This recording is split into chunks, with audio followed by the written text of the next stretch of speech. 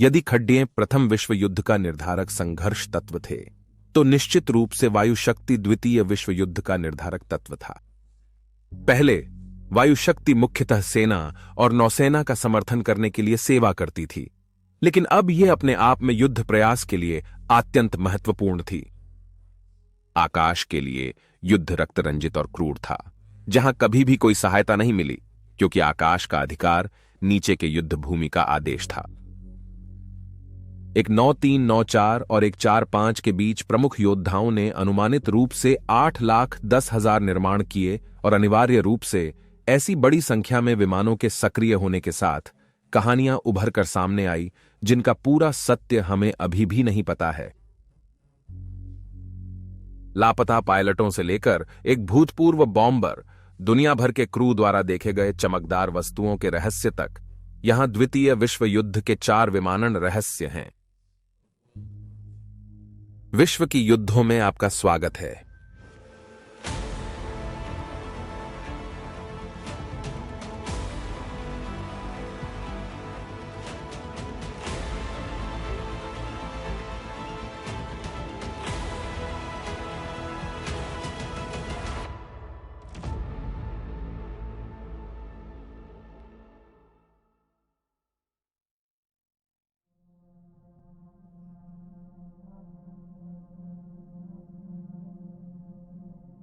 Pearl Harbor पर हमले और नाजी जर्मनी के युद्ध की घोषणा के बाद एक चीज जिसकी अमेरिका को बेहद जरूरत थी, वह थे पायलट। एक 942 लगभग हर आदमी जो स्टिक और रुडर को संभाल सकता था, उसे कॉकपिट में भेज दिया गया था। पायलटों की जरूरत सिर्फ सम्मुख नहीं थी, बल्कि घर पर भी विमानों के वितरण के लिए चाहिए थे, जो देश भर के कारखानों से आकर युद्ध के लिए भेजे जाते थे। इस प्रकार नैन्सी हार्कनेस लव द्वारा एक नया संगठन बनाया गया, जिसे महिला ऑक्सिलियरी फेरिंग स्क्वाड्रन या WOFs कहा जाता है, जिसमें महिला पायलट इन घरेलू उड़ान कर्तव्यों का कार्यभार संभालती थीं। इससे पुरुष पायलटों को सम्मुख सेवा के लिए मुक्त कर दिया गया। इस स्क्वाड्रन में जल्द ही महिला उड़ान प्रशिक्षण विभाग शामिल हुआ, जिसे पायलट जैकलिन कोकरन ने बनाया। जैसा कि नाम सुझाता है, इसका निर्माण इन कर्तव्यों के लिए अतिरिक्त महिला पायलटों को प्रशिक्षित करने के लिए किया गया था। 5 अगस्त 1403 को दोनों संगठनों को महिला वायु सेना सेवा पायलट प्रोग्राम या VOSP के नाम से एक ही इकाई में विलय कर दिया गया। उन्होंने विमान परिवहन कार्यों के अलावा अमेरिकी बेसों के बीच कार्गो मिशन भी संभाले और अमेरिकी सैनिकों की प्रशिक्षण में सहायता की, हवाई हमलों का अनुकरण करके या शूट करने के लिए लक्ष्य खींचकर। फिर भी उनकी साहसिकता और सैन्य भूमिका के बावजूद वे अभी भी नागरिकों के रूप में सूचीबद्ध थे। स्वयंसेवी पायलट गर्ट्रूड टॉम्पकिंस एक आकर्षक और शर्मीली महिला, जो एक 912 में जर्सी सिटी में जन्मी नई कार्यक्रम के लिए चयनित हुई। गर्ट्रूड को जीवन भर अंग्रेजी में हकलाहट की समस्या होती थी, लेकिन उन्होंने बाद में जब फ्रेंच और इतालवी सीखी तो वे इन्हें बिना बाधा के बोल पाई।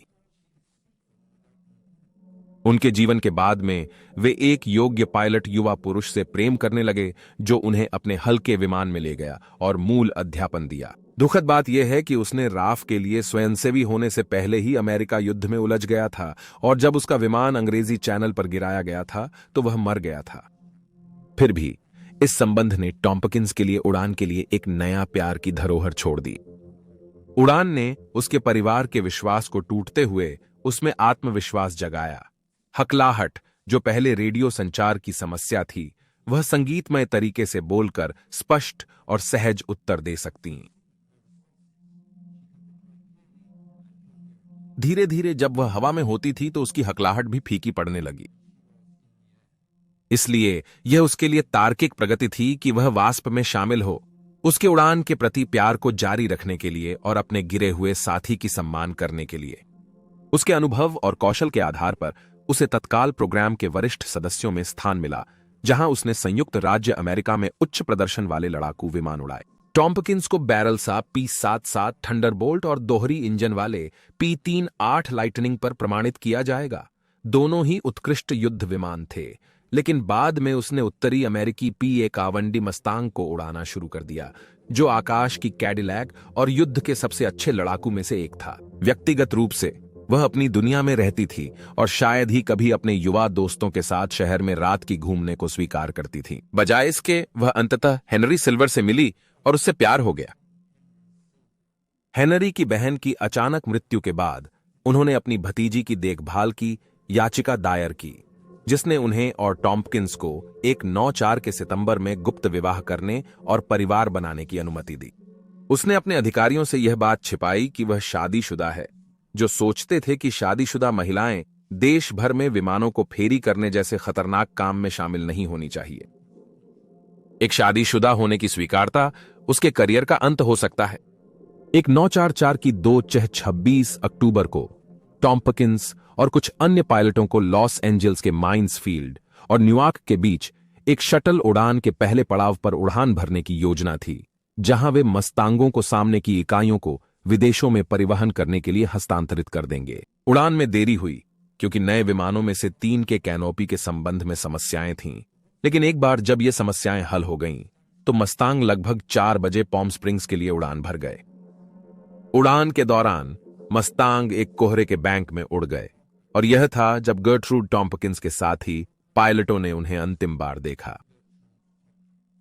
जब शेष विमान पॉम स्प्रिंग्स में उतरे, उन्होंने सोचा कि उन्हें कैनोपी समस्या के कारण माइंस फील्ड वापस जाना पड़ा होगा, लेकिन इसकी पुष्टि नहीं की गई।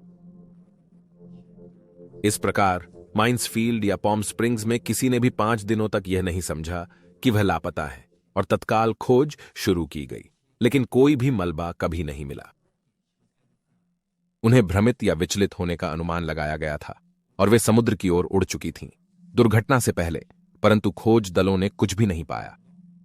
उनके लापता होने के दशकों के बाद उनकी अंतिम विश्राम स्थली को ढूंढने की कोशिश में डाइवर्स द्वारा कई खोजें की गई हैं। हालांकि इनका मुख्य उद्देश्य विफल रहा, लेकिन उन्होंने अनजाने में वह T-330 ट्रेनर का मलबा ढूंढ लिया जो युद्ध के बाद लापता हो गया था।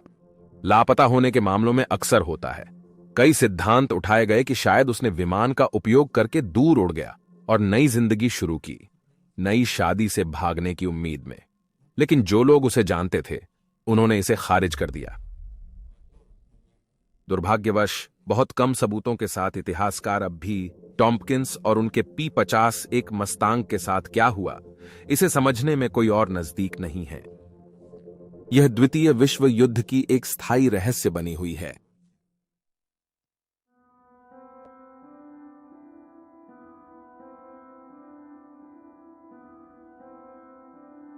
एक 943 में इटली युद्ध के कारण बिखरी हुई देश थी। फाशिस्ट तानाशाह बेनितो मुसोलिनी, जो 2वीं सदी की रोमन साम्राज्य का निर्माण करना चाहते थे, सत्ता से हटाए गए और सहयोगी सेनाओं ने सिसिली और मुख्य भूमि पर हमला कर उत्तर मार्च किया। इटली की वैध सरकार ने सहयोगियों के साथ सज्जा पर हस्ताक्षर किए और नाजियों के खिलाफ मोड़ गई। हालांकि फाशिस्टवाद देश के कई हिस्सों में अब भी जीवित और स्वस्थ था। इस प्रकार जर्मन सहयोग के साथ उत्तरी इटली एक अलग फाशिस्ट राज्य बन गया, जबकि दक्षिण सहयोगी था और उन्हें कुचलने के लिए लड़ रहा था। इटली मूल रूप से नागरिक युद्ध की स्थिति में थी। यह उस समय था जब लड़ाई में फंसे लोगों के बीच, विशेष रूप से उत्तर में, एक उत्सुक कहानी उभरने लगी। नागरिकों को लगा कि एक अद्वितीय एकल विमान ने उन्हें परेशान किया, जिसकी खासियत ध्वनि थी और वह सिर्फ रात्रि में ही आता था। स्थानीय रूप से पिप्पो के नाम से जाने जाने वाले, जिसकी उत्पत्ति अभी तक स्पष्ट नहीं है, कहा जाता था कि विमान किसी को भी बिना भेदभाव के हमला करता है। उनकी निष्ठा के बावजूद और कहावतें जैसे रात में अपने घर की सभी बत्तियां बंद कर दो या पिप्पो आपका दौरा करेगा, जल्द ही सूरज डूबने लगा था। जबकि पिप्पो को ऊपर से उड़ते हुए सुना जा सकता था, स्थानीय जनसंख्या को आतंकित करते हुए किसी को भी विमान को वास्तव में देखा नहीं जा सका। पिप्पो के बारे में प्रश्न पूछे जाने पर उसके विमान की गतिविधियों की कहानियां शामिल हैं, जिसमें खेत मजदूरों पर सुबह के पहले घंटों में मशीन गन और बिना भेदभाव के बम फेंकना शामिल है। कुछ अधिक असाधारण दावों में यह भी था कि पिप्पो विस्फोटक पेन ड्रॉप करेगा, जो टॉप पर बटन दबाने पर विस्फोटित हो जाएगा, और विषाक्त कैंडी, जिसे बच्चे उठाकर खा लेंगे। पिप्पो ने छोटे प्रकार का जर्मन व्यक्तिगत विरोधी हथियार, जिसे तितली बम कहा जाता है, ड्रॉप किया था। इस विमान की उत्पत्ति पर प्रोफाशिस्ट इतालवी ने गठबंधन को दोषी माना, प्रो गठबंधन इतालवी ने फाशिस्टों को दोषी माना, परंतु किसी को भी पिप्पो के क्रोध से बचने वाला नहीं मिला। फाशिस्ट लोगों से समर्थन प्राप्त करने के लिए कहानी का उपयोग करने के साथ पिप्पो की बढ़ती कुख्याति उन लोगों को भी प्रभावित करने लगी जो अपनी वफादारी के प्रति सुनिश्चित नहीं थे। युद्ध समाप्त होने पर जब लोगों ने पिप्पो के पायलट की जानकारी मांगी तो लगा कि उस विमान के अस्तित्व का समर्थन करने के लिए कोई सबूत नहीं था। केवल ऐसी कहानियां थीं जो इतालवी नागरिक डर के मारे साझा कर रहे थे।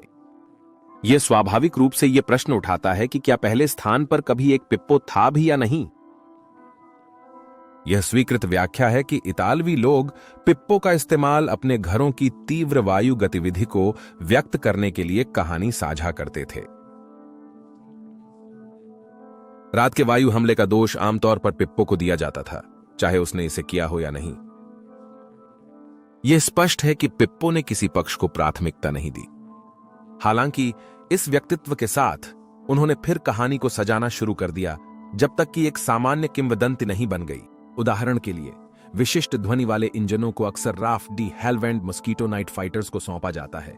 उनके रोल्स रॉयस मर्लिन इंजन इतालवी और जर्मन इंजनों से बहुत अलग लगते हैं, जिन्हें लोग संयुक्त राष्ट्र द्वारा आक्रमण से पहले सुनने के लिए अभ्यस्त होते थे। लेकिन यह व्याख्या सभी को संतुष्ट नहीं कर पाई है और पत्र, समाचार पत्र के लेख, डायरी और उन लोगों की गवाही जो उस समय जीवित थे, सभी बताते हैं कि कैसे यह विमान कहीं से भी दिखाई दे सकता था, एक यादृच्छिक लक्ष्य पर हमला करता और फिर एक भूत की तरह गायब हो जाता। कुछ लोगों ने तो यह दावा करने की हद तक भी की है कि पिप्पो को शैतान स्वयं ही पायलट करता था।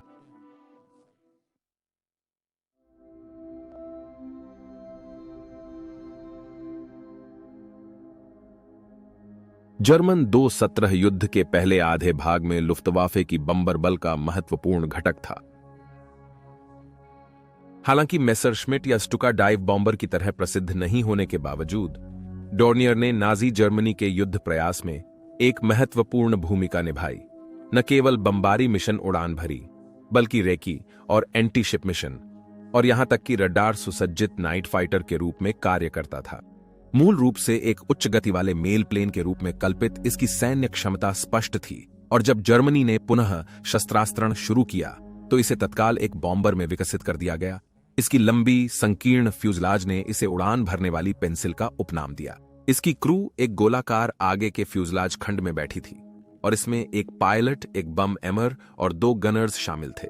और यही व्यवस्था है जो वेल्डन नॉर्थैम्पटनशायर के पास फरवरी 1941 में गिराए गए एक विशेष विमान के मलबे के आसपास एक रहस्य उत्पन्न करती है। एक 9/4/1991 की रात को डोर्नियर्स को डर्बी में रॉल्स रॉयस इंजन वर्क्स पर हमला करने के लिए भेजा गया था, एक रणनीतिक रूप से महत्वपूर्ण लक्ष्य, क्योंकि फैक्ट्री मर्लिन एरो इंजन के निर्माण में भारी रूप से शामिल थी, जिसने RAF के योद्धाओं जैसे कि स्पिटफायर, हरिकेन और डिफाइंट को संचालित किया। इस प्रकार ब्रिटिश ने इसे सुरक्षित करने के लिए barrage balloon, anti aircraft guns और नाइट फाइटर्स की बड़ी संख्या तैनात की थी। ब्रिटिश रडार के संकेत पर एक 16 स्क्वाड्रन से RAF विटरिंग के Bolton Paul defiant turret fighters ने हस्तक्षेप के लिए उड़ान भरी। भूमि नियंत्रकों के मार्गदर्शन में एक डिफाइंट्स ने 2-3 वर्षीय होस्ट बार द्वारा उड़ाए गए डोर्नियर का पता लगाकर हमला कर दिया। बार की भागने की कोशिशों के बावजूद उनका बॉम्बर घातक रूप से घायल हो गया और जलते हुए धरती की ओर तेजी से बढ़ गया। वेल्डन के बाहर कोथविक लॉज के पास दुर्घटनाग्रस्त हो गया। अगले दिन एक RAF जांच दल विमानावशेष की जांच करने के लिए पहुंचा, उम्मीद करता हुआ कि कोई उपयोगी जानकारी मिलेगी, लेकिन वे केवल एक अजीब खोज के साथ वापस चले गए। एक अतिरिक्त पैर। एक स्थानीय व्यक्ति ने विमानावशेष से पाया हुआ बूट RAF टीम को दिखाया, उम्मीद करता हुआ कि वह इसे अपने लिए रख सकेगा, लेकिन चौंक गया जब देखा कि जर्मन एयरमैन का पैर अभी भी उसमें था। इसलिए उसने इसे सौंपने का निर्णय लिया।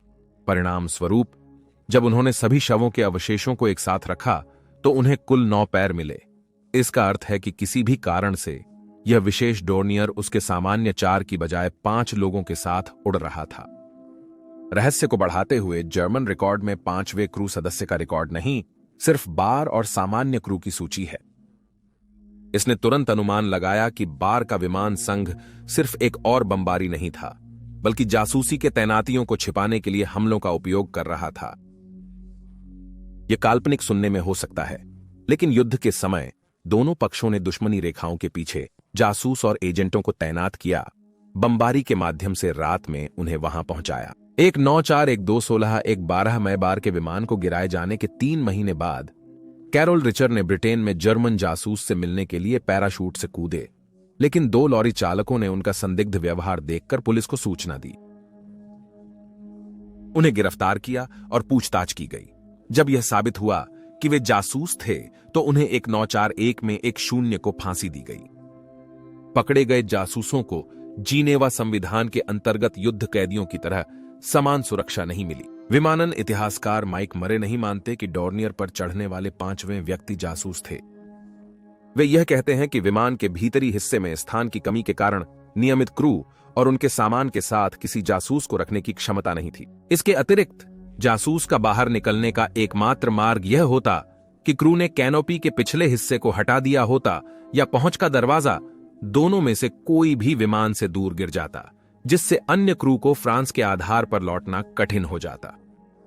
जासूसों के अलावा अन्य सिद्धांतों में 5वें आदमी को रॉल्स रॉयस फैक्ट्री पर हमले की सफलता का मूल्यांकन करने के लिए खोज अधिकारी, एक जर्मन पत्रकार जो हवाई युद्ध का प्रथम हस्तांतरण देना चाहता था, या एक भूमि क्रूमैन जो क्रू की मदद करने के लिए मौजूद था, या उसने क्रू को बस एक मिशन का अनुभव करने के लिए मना लिया था। दुर्भाग्यवश सभी सिद्धांतों को समस्याओं की एक ही ईंट की दीवार लगती है, अर्थात रिकॉर्ड की कमी और बॉम्बर की संकुचित सीमाएं एक अतिरिक्त क्रूमैन के लिए अच्छी नहीं होती। इसने माइक मरे को अनुमान लगाने की प्रेरणा दी कि क्या कभी एक 5वां क्रूमैन था भी या नहीं। 2001 में नॉर्थैम्प्टनशायर टेलीग्राफ से बात करते हुए उन्होंने अपना सिद्धांत रखा कि 4 क्रू सदस्यों के अवशेष इतने बुरी हालत में थे कि RAF निरीक्षण दल ने शायद अनजाने में गलत गिनती कर दी थी। चाहे अपरिचित व्यक्ति एक जासूस था, एक अनधिकृत यात्री था, या उसे बुरी तरह जले हुए अवशेषों की गलत गिनती के परिणाम स्वरूप बनाया गया था। कैनॉक चेस में जर्मन कब्रिस्तान में 4 फरवरी 1401 को मारे गए एक अपरिचित जर्मन वायुसैनिक के लिए एक प्लॉट मौजूद है। सभी 5 कब्रों के अवशेषों को उखाड़ने और उन्हें DNA के लिए जांचने के अलावा हमें शायद कभी नहीं पता चलेगा कि फरवरी 1941 की उस ठंडी रात बार्स डॉर्नियर में कितने क्रू सदस्य मौजूद थे।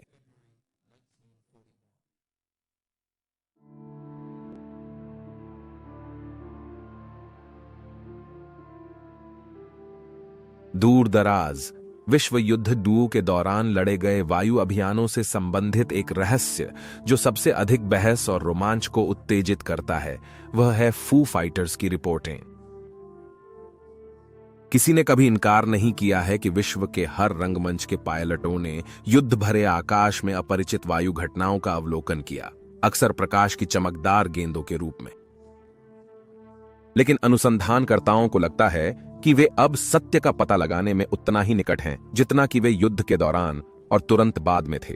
शायद इस घटना की सबसे परिभाषात्मक दृष्टियां एक नाव 4-4 की 277 की रात के क्षीण होते समय में हुई थीं।